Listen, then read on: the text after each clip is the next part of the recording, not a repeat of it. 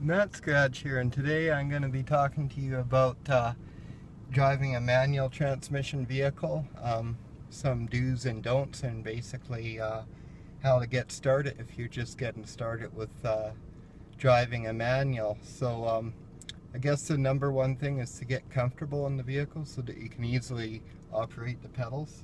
So what I always do when I get into a vehicle is I press the clutch pedal right to the floor, and you want to have a slight bend in your knee still. If your knee locks in a straight position, that's bad. You don't want that, and you're a little too far away. And if your knee's still terribly bent, well, then your leg's gonna get tired. You kind of want it, so it's just a slight bend there.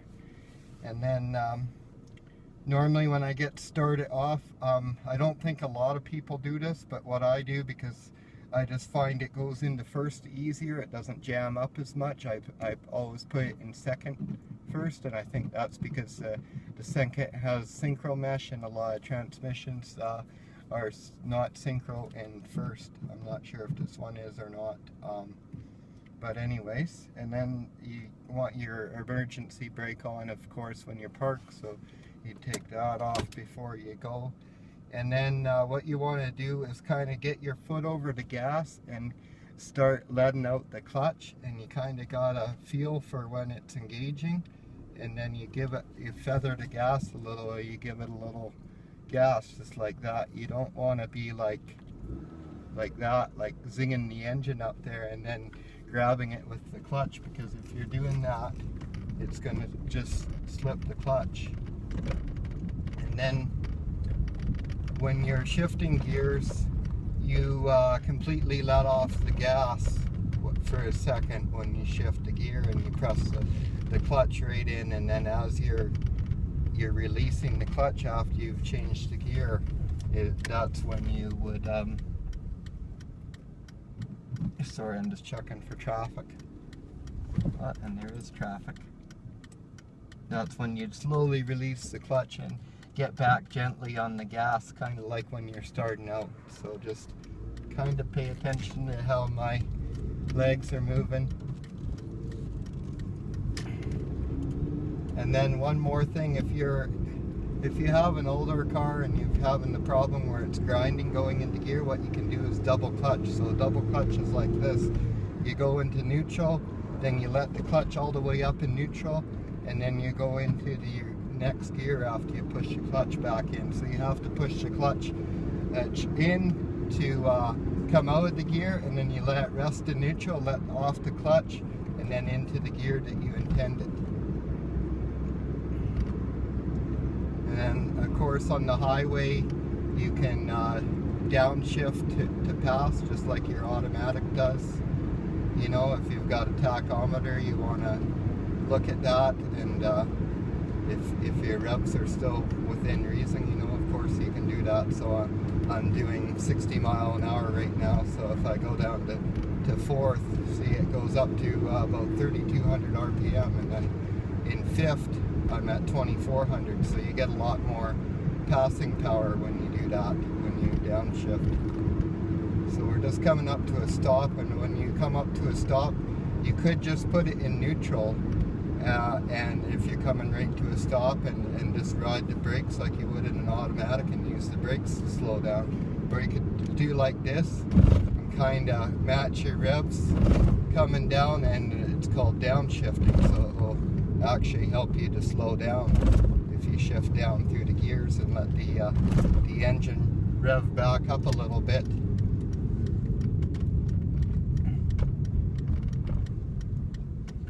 And that'll help you slow down in a more controlled manner, and then if you need to accelerate in the middle of your stop, you'll be ready to do so. You'll already be in the right gear to do that. So the nice thing about a manual is you can really choose, you know, what gear you're in. You have a lot more options for how much your engine's going to rev and stuff, whereas in an automatic you're kind of stuck with whatever it does with your throttle position. So a couple other do's and don'ts when you're driving your manual transmission vehicle. Don't rest your hand on the shifter when you're driving. especially if it's a rear-wheel drive vehicle. Your shifter is directly connected to the transmission, and it can cause internal wear just from you resting your hand on there. And also in a emergency situation, you could accidentally bump that out of gear or something, and you could end up causing yourself some trouble there. Dumping your clutch, you know, dropping your clutch, popping your clutch, whatever you want to call it, that's something you can do that and make a big smoky burnout or whatever your intention there is, but know that you're not being very easy on your vehicle at that point. So if you choose to do that, just know that you're putting a lot of wear on all your components, because essentially when you let go of that clutch pedal, you're locked up metal to metal, and that power's got to go somewhere, and it's putting an awful lot of stress on all the components down the line. So you know, think twice before doing things like that. I know things like that are fun, I've done them myself, but if you care about your car, you wouldn't want to be doing that on a regular basis to it. Another thing, skipping gears. Nothing really wrong with skipping gears. Just make sure that you know which gear you need to be in for the speed you're going, so that you're not over revving it or whatever, things like that.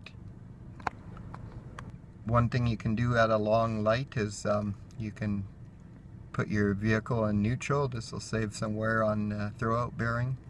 So another common problem that you might run into when you're driving your manual is you go to shift it into reverse and you can't get it all the way in. You might let off the clutch and you got like a light grinding noise happening.